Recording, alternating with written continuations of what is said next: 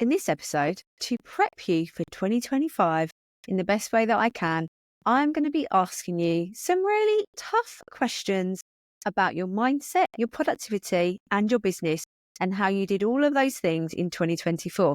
The reason for this is so that moving into 2025, you can clear what has been blocking you in order for you to make 2025 the best year yet. Are you ready? Right. So I'm going to create a resource with this lesson, with this podcast, okay?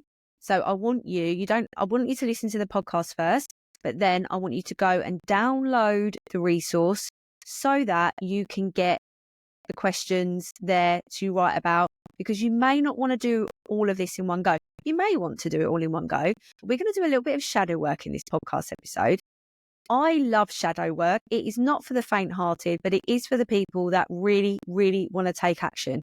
And if you felt that 2024 didn't go the way that you wanted to because of challenges that presented themselves, or there was stuff getting in your way and you weren't sure how to process that, how to move forward, I want you to do this work, because you have all the answers inside of you.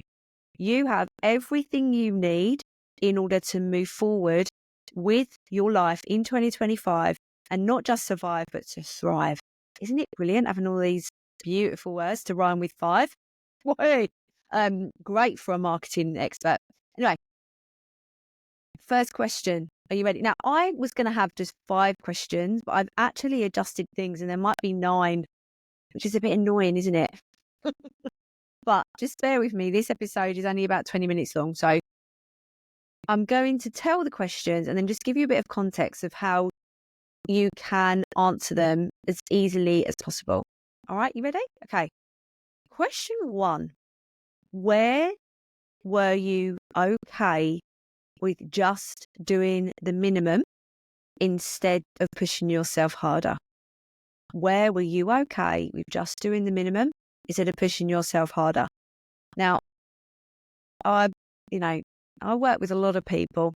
I've worked with quite a lot of clients, and usually this is about leaning in to being a last minute Linda instead of being a prepared Paula. Instead of making sure that you are prepared and organized, you leave everything to the last minute because you always have.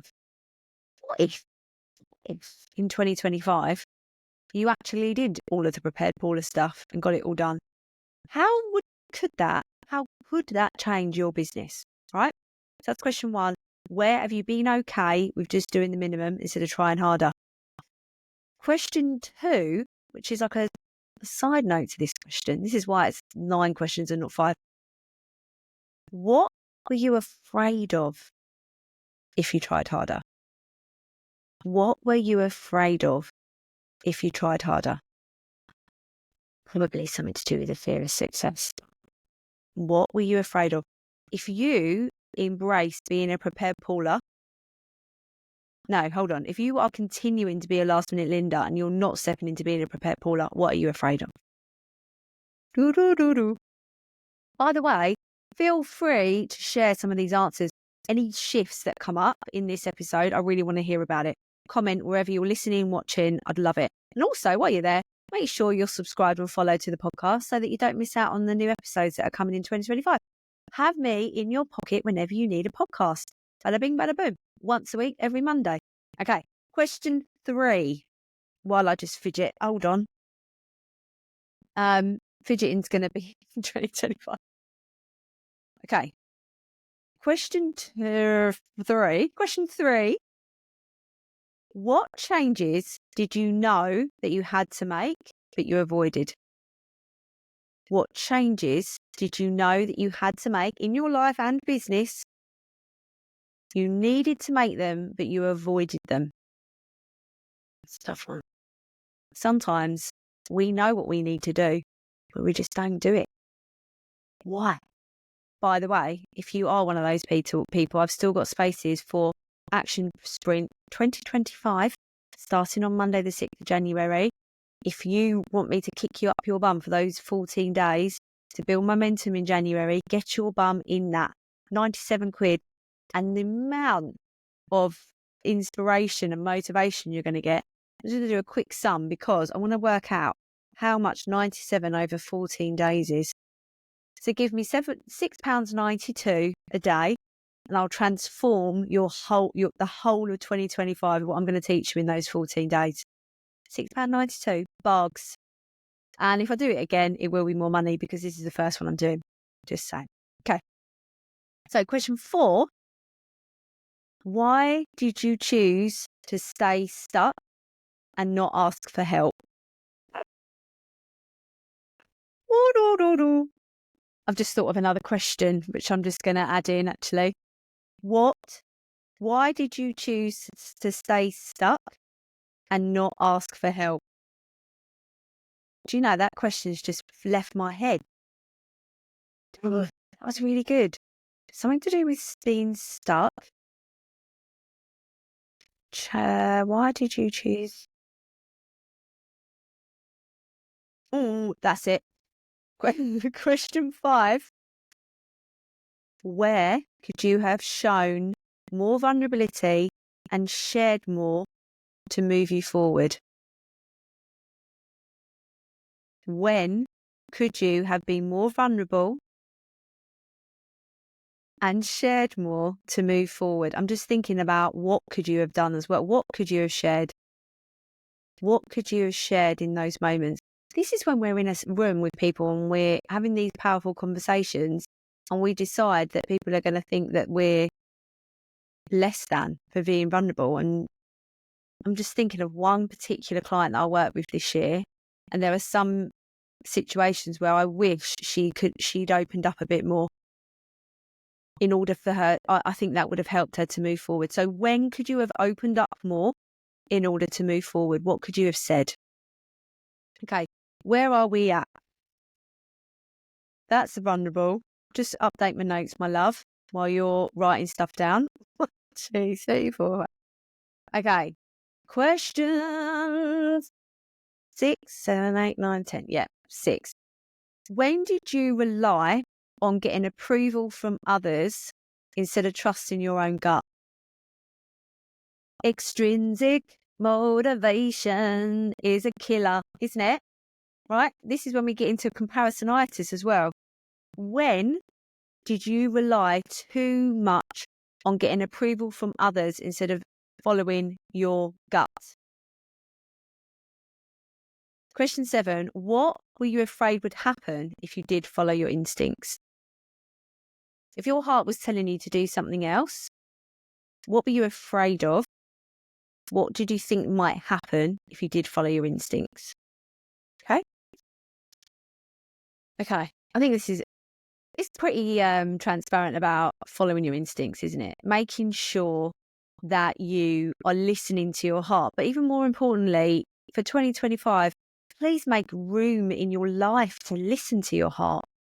Like, allow space for your heart to be heard and your instincts to be heard. If you're like, oh, I can't hear my instincts, you're not giving it enough space. Go for silent walks, go for silent drives, have more showers, lay in the bath without a book. Do these things where your brain can just go, learn to meditate. Learn to meditate without an audio track, like guided meditation. I'm setting you a challenge actually to do this. I want you to sit in a room, make sure that no one's going to come in, tell everybody, like, leave me until I come out. Sit in a quiet room, preferably on the floor, preferably with your legs crossed if you can. Get comfortable.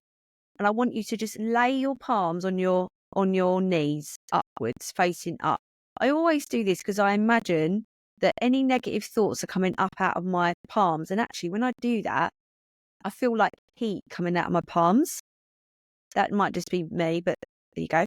So you sit with your hands. I'm reenacting it for you if you're watching. With your hands on your knees. And I want you to put a timer on. Obviously, do that before you move your hands. Put a timer on and close your eyes and just have a stopwatch and see how long you can go with just sitting with your eyes closed before you have to look at how long's gone past. And then the next day, try and go a little bit longer and a little bit longer and work your way up to 5 minutes. I'm telling you now, like literally you'll be sitting there go, oh my God, there must be 5 minutes gone, and you'll look and there's been 20 seconds. Work your way up. Like, as if you can achieve 5 minutes a day of that kind of meditation practice where you're just sitting, you will start to love it and it will just progress. And this is where we're just like, breathe in, breathe out. I like to imagine a tide as well, with the waves coming in and the waves coming out. That sort of helps me to have less thoughts. But if a thought comes in, just be like, okay, breathe out. Okay. Try and do writing and brain dumping beforehand, so you're not like, oh my God, I've forgotten to change the cat litter or whatever. Okay, right, where am I now? Okay, question. I've just written out these question numbers and I can't read my writing. Yes, okay. Question 8 now. What tasks or habits kept you busy but didn't actually help your business to grow? What tasks or habits kept you busy but didn't actually help your business to grow? I'm just going to drop one in there.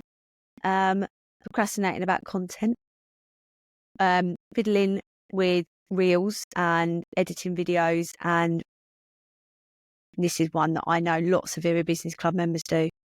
Taking 14,000 photos for one product. Take one, 2, 3. I've just done the angles if you're watching. From above to the side, maybe another angle. Done. On. Or product up, middle, bottom with your hand. Got more important things to do than take 7,000 photos for one thing. Stop it. Okay, question 9. Ask yourself, why did you keep doing those busy things that didn't help your business to grow? I think I can hear the answer coming through the ether, even though I'm recording this in advance. Why did you keep doing those busy things that did not help your business to grow? Why? Right now as well, I want you to really make a list of things that you've been doing or habits that have been keeping you busy that have not been helping your business to grow. Now, this is constantly checking WhatsApp as well, constantly replying and being in group chats. I'm sorry, support is brilliant and support is supposed to be there, but being in group chats all day long is not going to grow your business. Just saying. Okay, and question 10.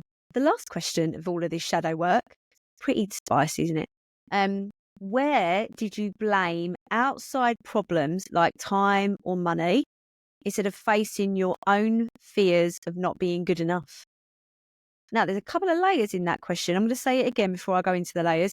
Where did you blame outside problems like time or money instead of facing your own fears about being good enough?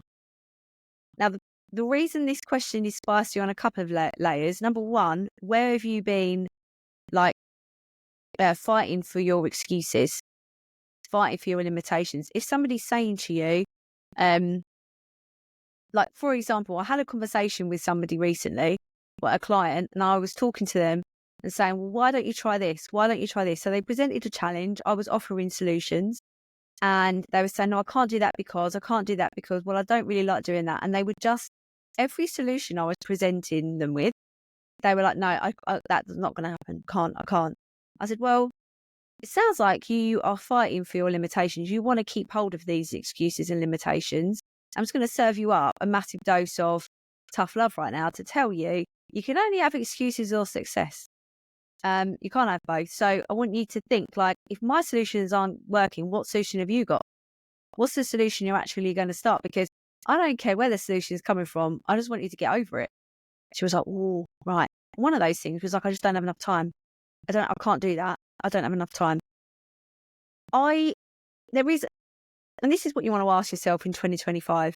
Having a business is all about balance. In balancing your ambition and your drive with the threat of burnout.